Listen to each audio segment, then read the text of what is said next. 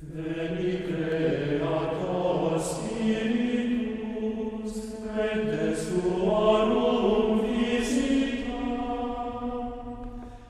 En el nombre del Padre, y del Hijo, y del Espíritu Santo. Amén. Ven Espíritu Santo, llena los corazones de tus fieles y enciende en ellos el fuego de tu amor. Envía, Señor, tu Espíritu y serán creados y renovarás la faz de la tierra.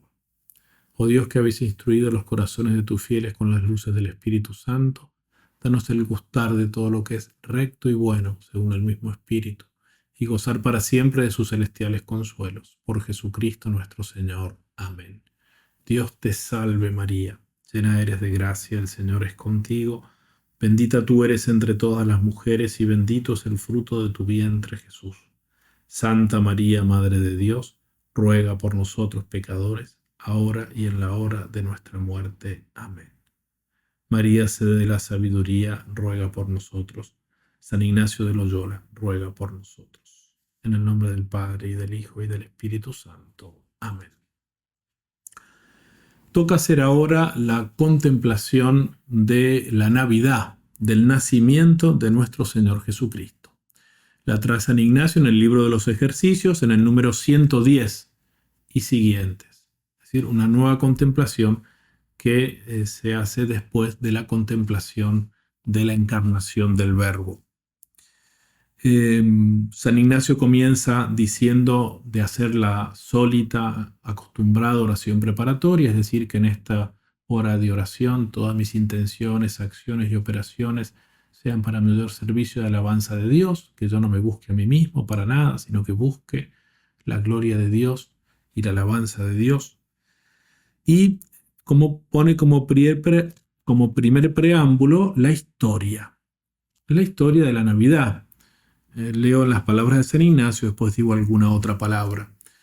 La historia es aquí cómo desde Nazaret salieron Nuestra Señora grávida, casi de 9 meses, como se puede meditar piamente, asentada en un asna, y José y una anchila, una esclava, una sierva, no una esclava sino una sirvienta, llevando un buey para ir a Belén a pagar el tributo que César echó en todas aquellas tierras.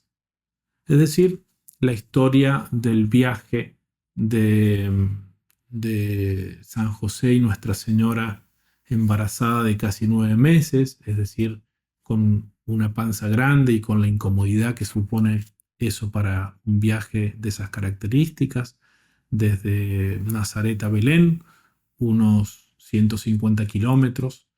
El viaje podía hacerse, no lo hacían de manera recta por medio de la montaña, porque eso implicaría atravesar por donde vivían los samaritanos, con los cuales los judíos no tenían trato, aunque una vez el Evangelio nos dice que Jesús atravesó por ahí cuando tuvo el encuentro con la samaritana, sino que para hacer ese camino de Galilea a Jerusalén, o se iba por la llanura de la costa, o se iba por el otro lado del Jordán, como también se sabe que hizo Jesús otras veces, por ejemplo, cuando pasó por Jericó, etc. Bueno, ese viaje incómodo, esa es la historia, por el edicto que hizo Octavio Augusto de hacer el censo, y en el momento en que todo el mundo estaba pacificado. Era el momento en que Augusto había declarado la paz romana.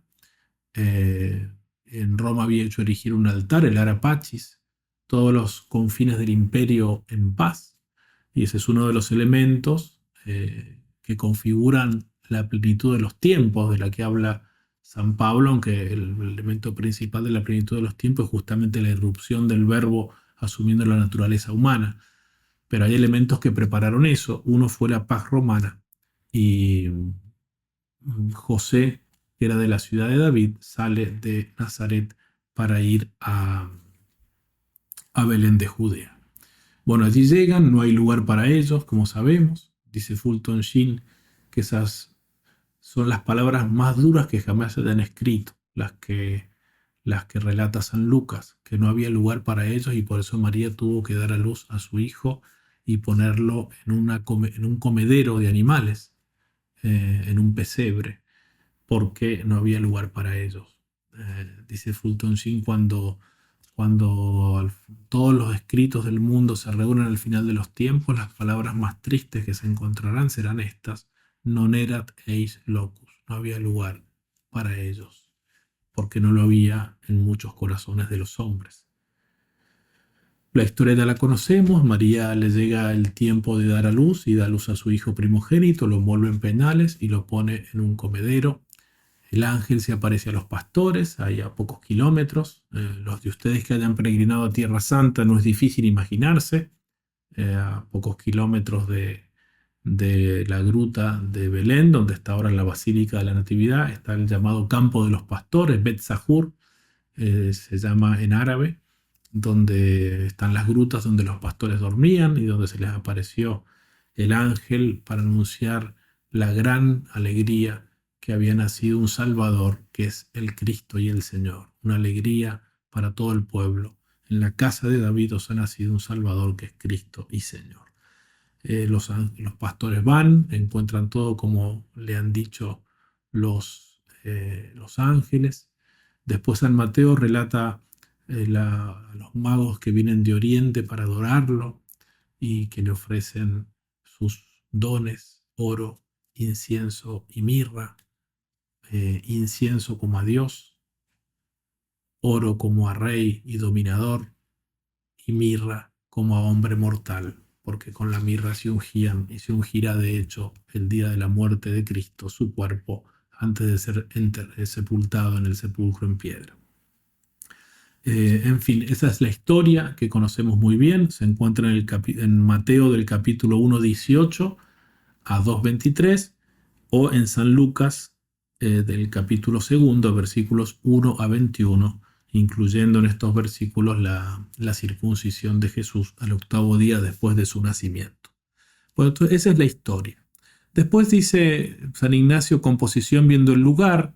Será aquí con la vista imaginativa ver el camino desde Nazaret a Belén, considerando la longura, la anchura, o si llano, o si por valles o cuestas sea el tal camino, asimismo mirando el lugar o espelunca del nacimiento, cuán grande, cuán pequeño, cuán baxo, cuán alto, y cómo estaba aparejado. Quiere San Ignacio que nos detengamos en imaginar esto, porque es una imaginación que nos ayuda a la oración, no que nos distrae de la oración, que nos mantiene, digamos, ocupada a la loca de la casa, como llamaba Santa Teresa de Jesús a la imaginación, la mantiene ocupada en algo que ayuda al espíritu a rezar y no a distraerlo y a ser disperso. Entonces imaginar, meternos en la escena. De hecho, dice San Ignacio, hacer la petición, que es conocimiento interno del Señor que por mí se ha hecho hombre para que más le ame y le siga, la misma que ya explicamos en la meditación de la encarnación, conocimiento interno. Ahora ese Señor que estaba encarnado en el seno de María se me hace visible, lo veo allí en el bebé, en el niño de Belén, allí está. Es Dios en el que están encerrados, está escondida la plenitud de la divinidad corporalmente, como dice San Pablo, en ese cuerpo. Allí veo la encarnación del Verbo de algún modo. No veo a Dios, pero veo al hombre que encierra el misterio también de su divinidad. Y después, bueno, los puntos de esta contemplación son los que siempre hace San Ignacio en las contemplaciones, es decir, meternos en la escena y ver, mirar y considerar lo que hacen para después reflexionar sobre mí mismo.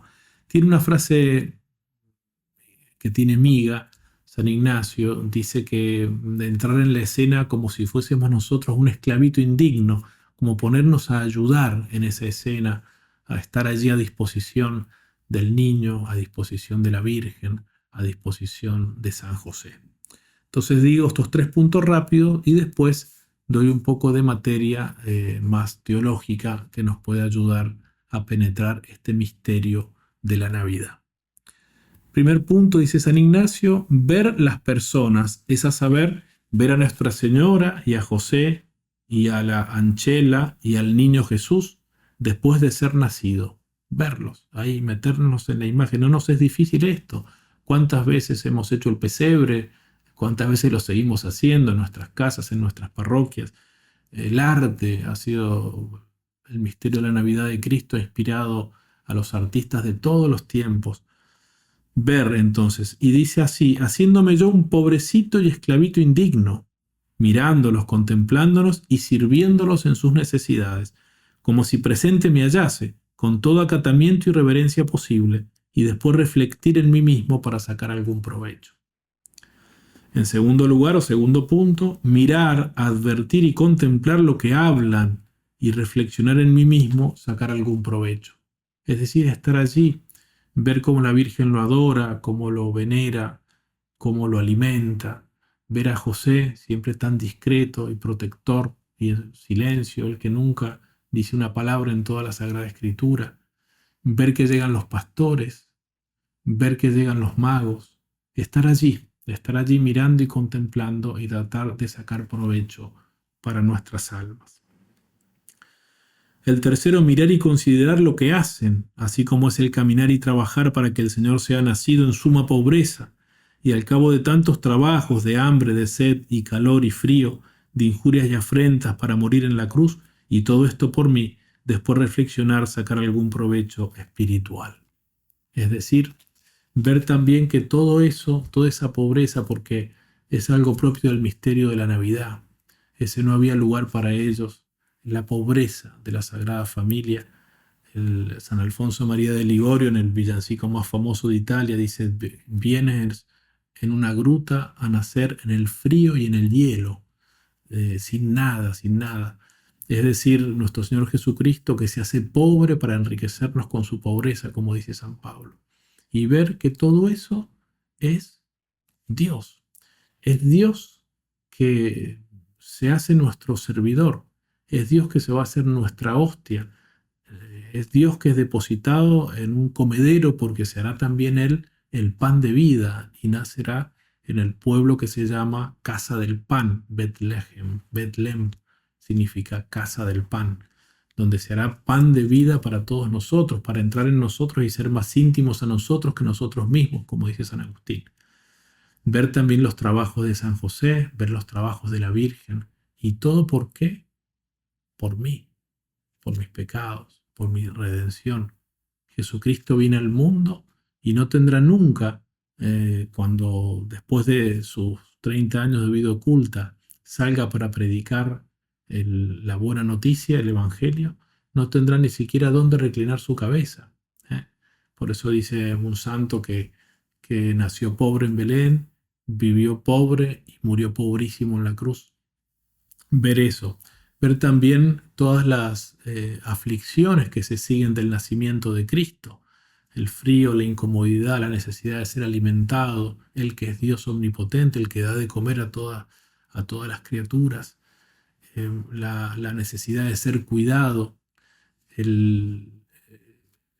la pobreza, el rechazo de parte de muchos hombres porque no había lugar para ellos, la adoración en cambio y la veneración de aquellos sencillos pastores y también de los gentiles representados es decir, los no judíos representados en los magos. Ver y sacar provecho para nosotros mismos, estar ahí en esta escena, ver las penas que se siguen, después vino la circuncisión de nuestro Señor, las primeras gotas de sangre que Él vierte, ver también, si se quiere, la huida de Egipto, porque Herodes busca al niño para matarlo, porque él ya desde que nace es signo de contradicción, como dice el anciano Simeón en la presentación de Jesús en el templo. Es decir, ver que viene a sufrir el Verbo encarnado, y su madre también acepta eso, y San José también, y a sufrir no en abstracto, sino por mí, por mí. Y como viene a ser nuestro modelo, también nosotros tenemos que buscar de imitarlo. Bueno, antes de terminar explicando lo del coloquio, que San Ignacio dice de terminar con el mismo coloquio de la meditación precedente, ya lo voy a decir al final, quisiera también, en base a un oráculo de Isaías que se lee muchas veces en la liturgia, en el Adviento y también en el tiempo de Navidad, reflexionar sobre algunos aspectos de lo que significa el hecho de que Dios se nos dona en la Navidad. Dios se dona al hombre. La profecía que se lee es Isaías 9:5, un niño nos ha nacido, un hijo se nos ha dado. Lleva sobre sus hombros el señorío y su nombre es Padre Eterno, Príncipe de la Paz, Consejero Admirable, etc. Un niño nos ha nacido, un hijo se nos ha dado. Y en el anuncio del ángel a los pastores, el ángel dice, ha nacido para vosotros un Salvador que es Cristo Señor. Es decir, Dios se dona, nos ha nacido para nosotros. Se nos ha dado un niño a nosotros. Ha nacido para vosotros un Salvador. Tenemos que considerar esto. Porque como Dios es absolutamente simple, es necesario concluir que el Verbo al encarnarse se donó totalmente a la humanidad. No en parte, no mezquinamente, sino Dios totalmente en toda su simplicidad. De hecho, en Jesucristo, verdadero Dios y verdadero hombre, ambas naturalezas son perfectas y la divinidad no sufre ni mezcla, ni confusión, ni disminución por haber asumido la naturaleza humana, como enseña San León Magno en su famoso Tomus ad Flavianum, la carta a Flaviano, que define cómo es esa comunicación de lo que es propio de cada naturaleza en Cristo, la naturaleza divina y la humana, en la unidad de la persona divina. La divinidad no sufre ni mezcla, ni confusión, ni disminución. Es decir, está toda la divinidad. Se nos dona totalmente Dios. Por eso dirá San Pablo, Colosenses 2:9, que en el niño de Belén habita corporalmente la plenitud de la divinidad. Y en Colosenses 2:2, en él están encerrados todos los tesoros de la sabiduría y de la ciencia. Ese niñito, ese cuerpecito pequeño, en él está como concentrado el nuevo templo. Es él el nuevo templo, la nueva tienda de reunión, el lugar de la unión de Dios y los hombres. El lugar donde Dios y el hombre llegan a ser uno, en la unidad de la persona divina por la asunción de la naturaleza humana y causa de unidad y de reconciliación de los hombres con Dios. Esta donación de la divinidad que se ha dado en la unión hipostática es del todo singular en Cristo, en su naturaleza humana. Solo Él posee la gracia de la unión o la unión en la persona, la unión hipostática, por la cual su naturaleza humana singular, el cuerpo y el alma de nuestro Señor con todos sus accidentes, subsiste en la persona del Verbo. Por tanto, ciertos efectos de esta donación de Dios al hombre, que se da en la encarnación y que se ve en Belén, se dan solo en Él. Hay ciertos efectos que son propios y exclusivos de Cristo.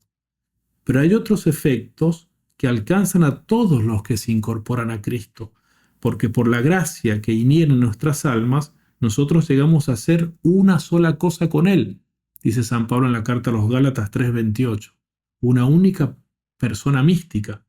Es decir, por la misteriosa solidaridad de Cristo con nosotros, que ya se da en la encarnación, y más aún en el ser de gracia, la donación de la divinidad nos alcanza a nosotros, nos llega, nos toca, se nos comunica. Dios se nos dona, Dios se hace nuestro. En Cristo llegamos a ser una misma persona con Él. Llegamos a ser su cuerpo místico. Somos Cristo. Somos el Cristo total. Cabeza y miembros no forman una única o dos personas distintas, sino una misma persona mística. Bueno, entonces, como esta donación es total, tenemos que consideraremos 3 puntos. Que en la encarnación, y en Belén es lo que vemos, un niño se nos ha dado, se nos ha donado, se nos dona lo que Cristo es, lo que el Verbo es, lo que el Verbo hace y lo que el Verbo tiene, lo que el Verbo posee. Estos son los 3 puntos que voy a tratar de explicar. En primer lugar, Jesucristo nos dona lo que Él es. ¿Y qué es Él? Es persona divina, es Dios. Juan en el prólogo dice, el Verbo era Dios. Jesucristo es Dios. Es una realidad del todo inaudita. Para los judíos, dirá San Pablo, es un escándalo y una blasfemia. A Cristo lo condenan porque se hace hijo de Dios, se hace igual a Dios. Para ello, para los oídos de los judíos de aquel tiempo, eso era una blasfemia tremenda. La donación de Dios al hombre, entonces, es absoluta, es total, es sin reservas. La persona del Verbo es enviada para divinizarnos, como dijimos cuando en la contemplación de la encarnación veíamos los motivos de la encarnación. Cristo viene para que el hombre se transforme en Dios. Se produce como un intercambio, un admirable comercio, dicen los santos padres. Dios se hace hombre para que el hombre se haga Dios. Jesucristo es el hombre Dios, lleno de gracia y de verdad, Juan 1,14. Y de esta unión nosotros nos hemos beneficiado. Versículo 16, de su plenitud todos hemos recibido gracia sobre gracia. En él hemos sido hechos, dice la segunda carta de Pedro, partícipes de la naturaleza divina. Por eso, dice San Ireneo, Jesucristo, a causa de su amor superabundante, se convirtió en lo que nosotros somos para hacer de nosotros lo que Él es. En Adversus Hereses dice esto San Ireneo. Jesucristo se convirtió en lo que nosotros somos para hacer de nosotros lo que Él es. San Atanasio, en su obra sobre la encarnación del Verbo, dice: se hizo hombre para que nosotros llegáramos a ser Dios. Se hizo visible corporalmente en la Navidad, para que nosotros tuviéramos una idea del Padre invisible, y soportó la violencia de los hombres, para que nosotros heredáramos la incorruptibilidad. Y lo mismo dicen San Ambrosio, San Agustín, etc. El mismo Jesucristo aplicará esta misteriosa realidad en la Escritura cuando dice: no os he dicho dioses sois, en Juan 10:34, citando al Salmo 82. Y en los Hechos dirá San Pablo, en su discurso a los atenienses en el Areópago de Atenas: somos linaje de Dios. Por eso la Santísima Trinidad viene a habitar en nuestras almas. Nuestro Señor dice en la Última Cena: vendremos a Él y en Él haremos nuestra morada. Juan 14:23. Eso que se da en plenitud en su sacratísima humanidad, que vemos en esta meditación allí en el pequeño niño de Belén, eso donde habita en Él corporalmente la plenitud de la divinidad, eso también será participado a nosotros. Vendremos a Él y en Él haremos nuestra morada. Él hace de nosotros su templo. San Pablo dice: ¿no sabéis que sos templo de Dios y que el Espíritu de Dios habita en vosotros? 1 Corintios 3:16. Por eso nos dona Jesucristo lo que Él es. Él es Dios, nos dona un ser divino. Pero además Él es el Hijo de Dios. Él es la segunda persona, el Hijo. Dice San Juan: hemos visto su gloria que recibe como Hijo único en el versículo 14. Y al final del prólogo llamará nuevamente a Jesús el Hijo único que está en el seno del Padre. Por eso, de la filiación divina, que le posee a Él en plenitud, eternamente generado por el Padre, la incorporación a Él nos hace ser lo que Él es decir, también hijos. Él es el Hijo por naturaleza, nosotros somos hijos por adopción. El Hijo unigénito, nosotros los hijos adoptivos. Hemos recibido, dice San Pablo, la adopción filial por nuestra unión con Jesucristo. Por eso el modo de ser propio de los que se incorporan a Cristo es el de ser hijos, hijos en el Hijo. Al llegar a la plenitud de los tiempos, dice San Pablo en la carta a los Gálatas, envió Dios a su Hijo nacido de mujer, nacido bajo la ley, para que recibiéramos la filiación adoptiva. Y en el prólogo San Juan dice: a los que lo recibieron les dio el poder de llegar a ser hijos de Dios. Por eso nos dio esta dignidad altísima. Dice San León Magno: reconoce, cristiano, tu dignidad. Este texto se lee en el Adviento y en la Navidad. Y hecho partícipe de la naturaleza divina, tu dignidad, al ser hecho partícipe de la naturaleza divina, no quieras volver a lo que eras antes, con una vida depravada, con una vida de pecado. Jesucristo además es la vida de Dios, dice San Juan: en Él estaba la vida, y la vida era la luz de los hombres. La vida. Por eso al encarnarse, la vida de Dios nos comunica la vida de Dios. Diré en el Evangelio de San Juan: yo he venido para que tengan vida y vida en abundancia. Esta es la finalidad de la encarnación. ¿Qué vida? La vida de Dios, la filiación divina, que es una vida que comienza en esta tierra por la gracia el día de nuestro bautismo, pero que está llamada a ser plena en la visión beatífica, en el cielo. En Juan 5:21 Jesús va a decir: el Hijo da la vida a los que quiere. Es a los que tiene fe. Juan 3:15, a fin de que todo el que cree en Él tenga vida en su nombre. En su primera carta dirá San Juan que quien tiene al Hijo tiene la vida, y quien no tiene al Hijo no tiene la vida. Y esto es tal que Jesucristo nos va a hacer partícipes incluso corporalmente de la indestructibilidad de su vida, adquirida con la resurrección. Por eso dice, al que coma mi carne y bebe mi sangre, no morirá para siempre, yo lo resucitaré en el último día. Porque nosotros cada vez que comemos el cuerpo del Señor y bebemos su sangre, ¿cuánto nos tiene que tocar esto a nosotros sacerdotes? Nosotros sembramos en nosotros el cuerpo glorioso y resucitado de Cristo, semilla de nuestra incorruptibilidad futura. Para darnos esta vida es que Él nace hombre, se hace pequeño, hombre mortal. Ya en el Belén ya está la sombra de la cruz y de su sacrificio. Jesucristo además es el Santo de Dios y nos comunica eso, la santidad de Dios. Así lo confiesan los demonios, Lucas 4:34, yo sé bien quién eres, el Santo de Dios. Y así lo había dicho también el ángel a la Virgen María en la encarnación, en la anunciación. El que nacerá de ti será santo y será llamado Hijo de Dios. Cuando después del sermón del pan de vida muchos discípulos abandonan a Jesús porque les resultan duras las palabras de Jesús y Jesús le dice a los apóstoles, ¿también ustedes se quieren ir? Jesús le responde, Señor, ¿a quién iremos? Tú solo tienes palabras de vida eterna y nosotros hemos creído que tú eres el Santo de Dios, la santidad de Dios.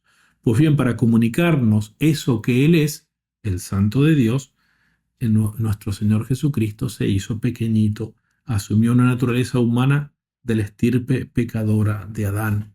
Vino para reparar nuestro pecado, que es lo opuesto a la santidad, y tomó una descendencia humana, una naturaleza humana de la descendencia pecadora de Adán, como dice San Pablo. Envió a su propio Hijo en carne semejante a la del pecado, en orden al pecado, para condenar al pecado en su carne. Romanos 8:3. Y con el sacrificio, con su ofrenda sacrificial, que será ofrecer ese cuerpo que vemos ahora en la cuna de Belén y derramar esa sangre que será derramada como precio de nuestro rescate, es para comunicarnos su santidad, es que Él la reparó nuestra iniquidad ofreciéndose en sacrificio ese cuerpo y esa sangre. Es un sumo sacerdote, ese niño, dice la carta a los Hebreos, es el que nos convenía, santo, inocente, incontaminado, apartado de los pecadores. Jesucristo además es la sabiduría de Dios, es el verbo, es el que compendia toda otra palabra de Dios, es el verbo en el cual Dios dijo de una sola vez todo, se dijo a sí mismo, es idéntico al Padre en todo. Esa sabiduría de Dios es la que nos revela al Padre, es la que nos hace sabios, es la que remedia nuestra ignorancia y nuestras tinieblas del pecado. Él es la luz verdadera que ilumina a todo hombre y nosotros tenemos que dejar iluminarnos por esta luz, es decir, vivir según Él en todo. Él es el gran revelador del Padre. A Dios nadie le ha visto jamás, dice San Juan, el Hijo único que está en el seno del Padre, Él lo ha revelado. San Pablo dirá en la primera carta a los Corintios que Jesucristo es fuerza y sabiduría de Dios, 1 Corintios 1:24. Es la sabiduría que no es de este mundo, que Dios preestableció antes de los siglos para nuestra gloria. Por eso sus contemporáneos se asombraban cuando lo veían enseñar y decían, ¿de dónde le viene esta sabiduría y estos prodigios? ¿De dónde le vienen? Se encarna entonces la sabiduría para remediar nuestra ignorancia y comunicándonos la sabiduría. Por eso San Pablo dice en la 1 Corintios 1:30, Dios constituyó a Jesús para nosotros sabiduría de origen divino, santificación y redención. Y en Colosenses, en Él están escondidos todos los tesoros de la sabiduría y de la ciencia, en ese niño pequeñito de Belén. Por eso, por decir algunas cosas, Él nos comunica entonces lo que Él es. Pero Jesucristo también nos comunica lo que Él hace. Es decir, nos comunica su obrar, porque el obrar sigue al ser. Así también en este admirable intercambio entre la divinidad y la humanidad, Jesucristo nos dona su obrar. Y así como en Él habitaba la plenitud del Espíritu Santo, que es el Espíritu de Cristo, según Gálatas 4:5, Era este el espíritu el que animaba, este mismo espíritu el que lo animaba a orar a Cristo, como dice San Mateo, guiado por el espíritu, por ejemplo, nuestro Señor se fue al desierto. Así también por la inhabitación divina, el espíritu de Cristo que nos ha sido dado, Gálatas 4:5, nos dona el obrar de Cristo. Y esto es algo muy de mucho provecho espiritual considerar esto. Por eso es que en Él todo lo podemos, dice San Pablo en la carta a los Filipenses. Todo lo puedo en aquel que me da la fuerza, en Él. Podemos vencer las tentaciones porque Cristo nos da su victoria. Podemos ofrecer sacrificios porque Cristo nos da su sacerdocio y su obrar sacerdotal. Ya en el bautismo, el sacerdocio común de los fieles, y a nosotros sacerdotes nos da ese tremendo poder incluso de perdonar los pecados y de también ofrecer sacrificios. Podemos vencerlas, podemos rezar eficazmente. Jesús dice, pedid y se os dará. Si permanecéis en mí, pedid lo que queráis y os lo daré. Porque la oración nuestra en unión con Cristo es oración del mismo Cristo. Por eso Jesucristo nos dona su obrar y la eficacia de su obrar. Nos dona el poder tratar familiarmente con Dios. San Pablo dice, el Espíritu viene en nuestra ayuda y gime en nosotros con gemidos inefables. Familiarmente como Él trataba con Dios. Él dice en una de sus oraciones, Padre, yo sé que tú siempre me escuchas. Y eso también se aplica a nosotros, porque somos una sola cosa con Él. Es la eficacia de nuestra oración. Nos da el poder amar con su mismo amor, porque infunde en nosotros su caridad. Por eso nos puede exigir y dar un mandamiento nuevo que es propio de Él y en el que nos reconoceremos sus discípulos, en el amor que tengamos unos con otros. Amaos los unos a los otros como yo os he amado. Nos puede mandar eso porque nos da su amor, lo infunde en nosotros, nos da su obrar. De manera que por el amor todo lo podemos, todo lo soportamos, todo lo alcanzamos, como dice San Pablo en el himno de la caridad de la segunda carta a los Corintios. Podría seguir diciendo, pero quiero terminar en tercer lugar diciendo que además el Verbo nos dona en la encarnación este niño que nos ha sido dado, que nos ha sido donado, que ha nacido para nosotros. No solo nos dona su ser, no solo nos dona su obrar, sino que también nos dona todo lo que tiene, lo que posee. Así nos dona su naturaleza divina, nos dona la divina filiación, nos dona los frutos de su obrar teándrico, de su obrar como hombre y como persona divina, especialmente los frutos de su pasión, muerte y resurrección. Nos dona sus méritos, nos hace señores de todas las cosas, como lo es Él. San Pablo dice, todo es vuestro, vosotros sois de Cristo y Cristo es de Dios. 1 Corintios 3:22. Nos dona la expiación de los pecados que ha cumplido por nosotros, nos dona su iglesia, nos dona sus santos, nos dona sus ángeles, nos dona su herencia que es el cielo, porque sois hijos, sois también herederos, dice San Pablo. Verdaderamente mirando al niñito en el pesebre, tenemos que recordar y meditar profundamente las palabras de San Pablo. Dios de rico que era, por vosotros se hizo pobre, a fin de enriqueceros con su pobreza. 2 Corintios 8:9. Y nos dona a su madre. Ya no es solo madre de Él, es madre nuestra. No solo nos la dona en la cruz, sino que ya en la encarnación extiende su maternidad a todos los que llegaríamos a ser una sola cosa con Él. Es la madre la que nos lo trajo en Belén. Un niño nos ha nacido, un hijo se nos ha dado, pero ha sido también por obra de María. Por eso en esta meditación tenemos que también mirarla a ella. Dice Juan Pablo II en la encíclica Redemptoris Mater que el fiat de María, el sí de María, ese colaborar con Cristo en la obra de la redención, es estar indisolublemente unida a Él, este ser corredentora de María Santísima.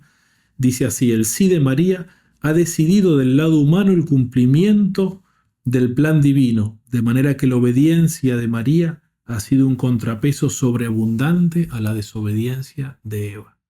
Es decir, es como si Dios, para hacer la obra de la redención, hubiese querido tener el consentimiento del hombre, de la humanidad. Y ese consentimiento, en nombre de todos nosotros, se lo pidió a María. Y María dijo, sí, fiat, fiat mihi secundum verbum tuum, que se haga según tu palabra. Y ese sí de María es un contrapeso sobreabundante a la desobediencia de Eva. Bueno, contemplemos entonces, hagamos esta contemplación buscando de alegrarnos. Cuando rezamos el rosario y meditamos este misterio, lo consideramos uno de los misterios gozosos, porque es una gran alegría, como dice el ángel a los pastores, que nos haya nacido este niño, que Dios se nos haya donado con todo lo que es, con todo lo que hace, con todo lo que posee. Y terminar con un coloquio, dice San Ignacio, como terminamos el mismo coloquio o del mismo tipo de coloquio con el que hicimos o terminamos la meditación de la encarnación, es decir, mirando a las divinas personas, o a Nuestra Señora, o a Jesús, o a todos, hacer 3 coloquios, viéndolo a Él así nuevamente encarnado, discurrir por lo que se ofreciese, pero pidiéndole que más lo conozca, más lo ame, más lo siga, más me enamore de su divina bondad. Gloria al Padre, y al Hijo, y al Espíritu Santo, como era en el principio, ahora y siempre, y por los siglos de los siglos. Amén.